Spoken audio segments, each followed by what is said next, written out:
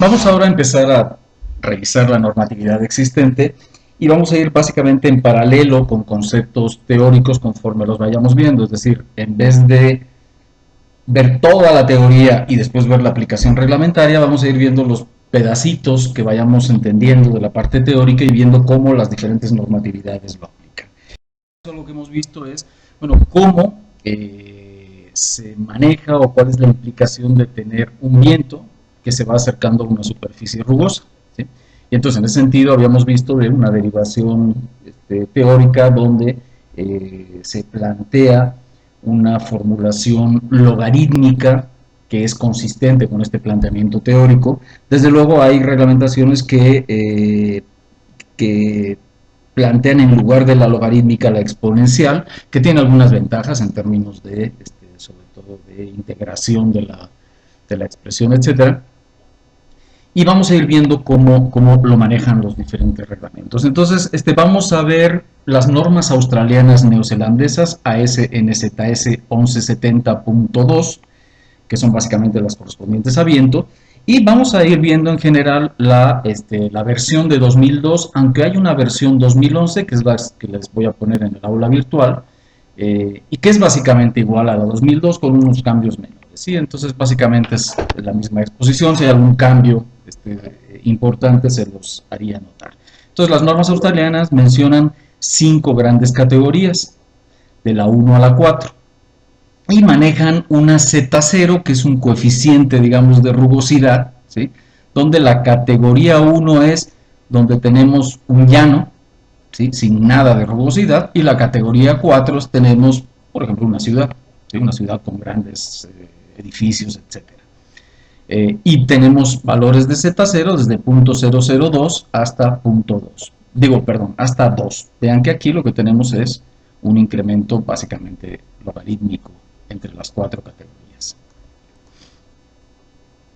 Es algo importante que destaca las normas australianas, y es una normatividad que a mí me gusta tomar como referencia porque es una normatividad muy probada, muy estudiada y que tiene diferentes tipos de viento, pues en muchas ocasiones parecidos a los que tenemos acá, como ¿cómo se llaman? Los huracanes, etc.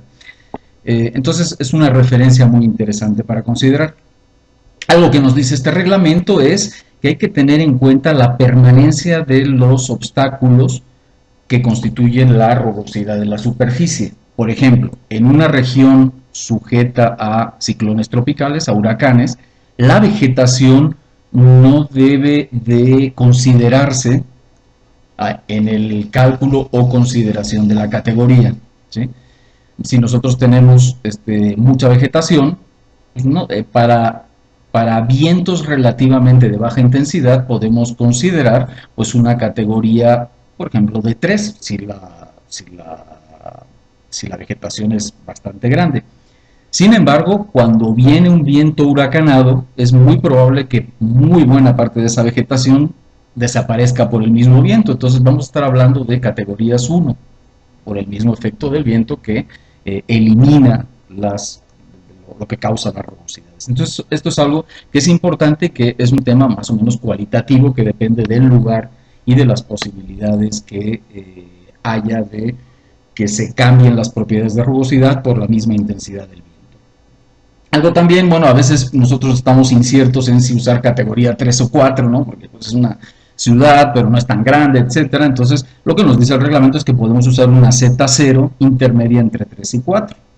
Y que pues, la Z0 la podemos calcular con esta expresión, que es la expresión donde se calculan estas Z0, ¿no? Fíjense que es 2 por 10 elevado a la categoría menos 4. Entonces, si yo quiero usar una Z0 entre 3 y 4, lo que haríamos es 2 por 10 elevado a la 3.5 menos 4, por ejemplo, ¿sí? Y nos daría una Z0 relativamente intermedia. Cuando tenemos un fenómeno que es el contrario del que acabo de platicar, es cuando tenemos, o en el mar, digamos en la costa, o en lagos grandes, en algunas ocasiones el viento intenso, bueno, esto sería una zona de categoría 1, claramente, pero cuando tenemos un viento intenso, resulta que el mismo oleaje que se genera una rugosidad.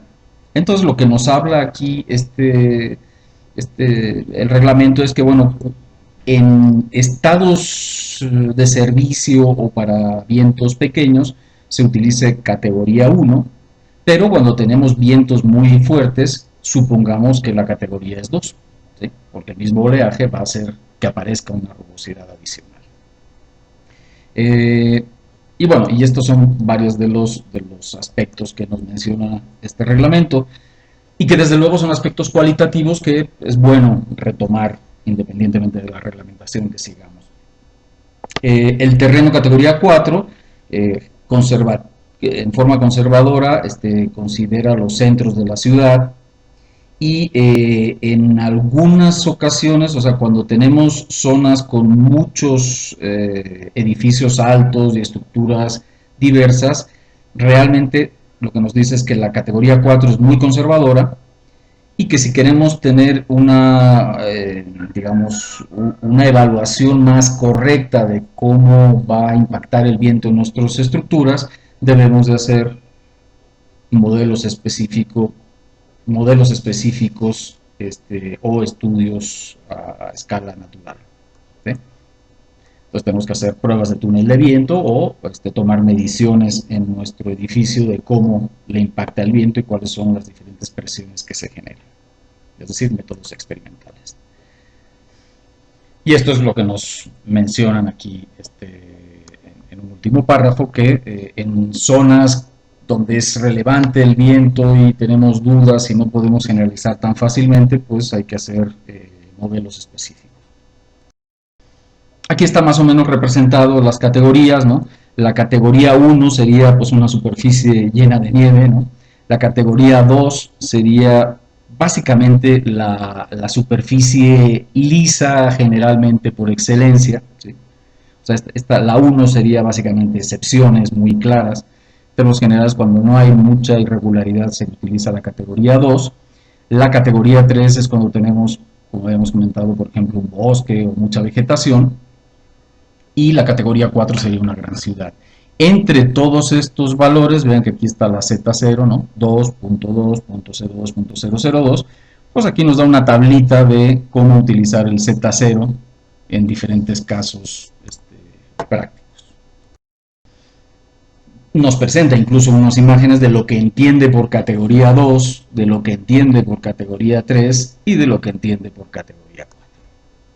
Desde luego no nos dice categoría 1 porque es evidentemente un caso muy específico y poco común. Entonces lo que nos plantea la reglamentación es esta expresión logarítmica. Es una expresión pues muy enredada, ¿no? Es una expresión, desde luego Holmes es de los que han estado trabajando mucho en esta reglamentación, y desde luego el reglamento en sí no nos plantea esta expresión, esto nos lo plantea en los comentarios a la norma. Lo que nos plantea es esta tablita, ¿sí? Que fíjense cómo establece una diferencia entre regiones no ciclónicas y regiones ciclónicas.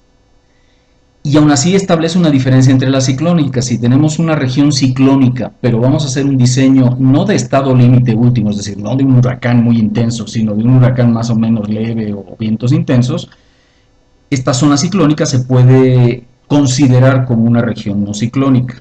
Y ahí plantea las 4 categorías, ¿sí?, relacionadas con la rugosidad del terreno. Si tenemos una región ciclónica a estado límite último, es decir, bajo el efecto de la acción de un huracán muy intenso, pues las categorías 1 y 2 las une y las categorías 3 y 4 también las une. Tendiendo, de alguna manera, vean que es más o menos un promedio de las dos, ¿sí? Y cuando va a cierta altura cambia el patrón. Ahorita vamos a ver cómo es el patrón, ¿sí? Entonces, aquí se ve que en las regiones no ciclónicas, cuando tenemos categoría 1, es decir, cuando tenemos una categoría donde no tenemos grandes rugosidades, pues vean cómo la tendencia del viento gradiente es a mantenerse con altas velocidades y, digamos, el efecto de la superficie empieza a aparecer ya muy cerca de la superficie. Cuando tenemos rugosidades de alta intensidad, categoría 4, vemos que el viento gradiente o la capa límite empieza a aparecer ya mucho más lejos de la superficie, ¿sí? Porque el efecto de esta rugosidad intensa hace que nuestra capa límite, es decir, la zona donde influye la rugosidad, sea mucho más grande. Cuando tenemos regiones ciclónicas, eso lo habíamos visto en alguna figura, el patrón de, digamos, de velocidades cambia dramáticamente con respecto a las no ciclónicas. Esto es algo que no necesariamente todos los reglamentos manejan, desde luego no nuestro reglamento, y lo que plantea es algo que, basado en evidencia experimental escasa, pero cierta evidencia, el viento gradiente debido al viento intenso huracanado no empieza a sentir en forma efectiva el efecto de la rugosidad, sino hasta estar muy cerca de la superficie. Entonces, este es el patrón que se recomienda para, o que se impone en el reglamento para las regiones ciclónicas. Fíjense como que tanto la categoría 1 como categoría 4 pues realmente tienen pues, un efecto mínimo, ¿no? Tal vez hasta podrían incluso unir estas dos en una sola, conservadora. Eso lo reconoce la CFE 2008 y lo que hace es eliminar esas dos clases, esas tres clases, y lo maneja todo en conjunto, ¿no? Entonces cambia un poquito las expresiones, no demasiado, y lo que vemos, describe un poquito mejor los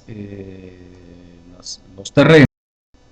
Aquí vemos algunas comparaciones entre los reglamentos, por ejemplo, el neozelandés, el gringo, perdón, el estadounidense, el de la CFE 93, que hemos visto que es igualito al de 2008, y el reglamento del Distrito Federal.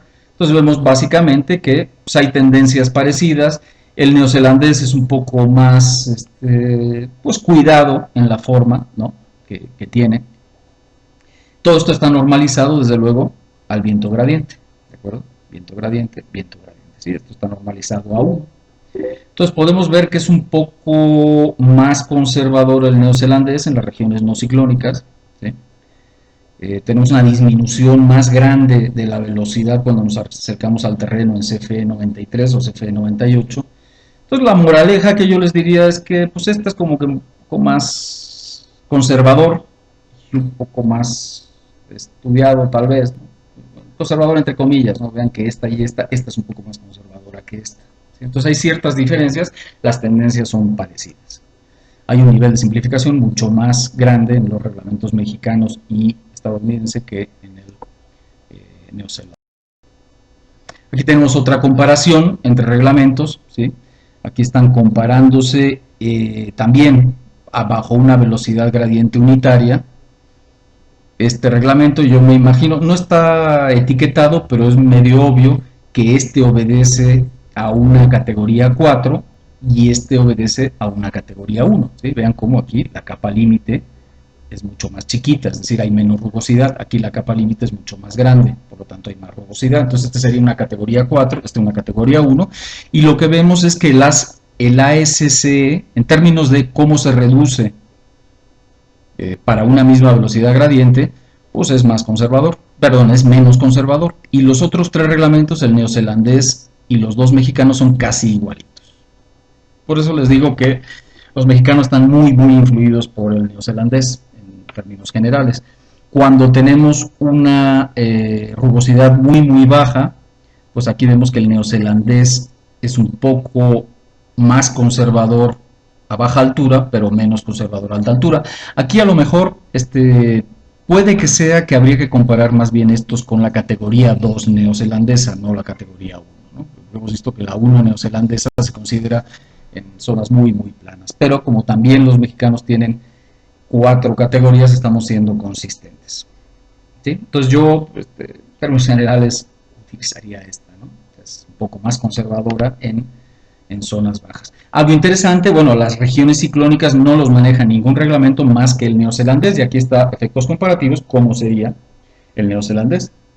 Si lo graficáramos en la zona de baja rigidez, el neozelandés para regiones ciclónicas bajaría, bajaría, bajaría hasta el 1, hasta 100 metros, ¿sí? Y luego iría, pues, básicamente así, hasta alcanzar más o menos el punto 6, por aquí.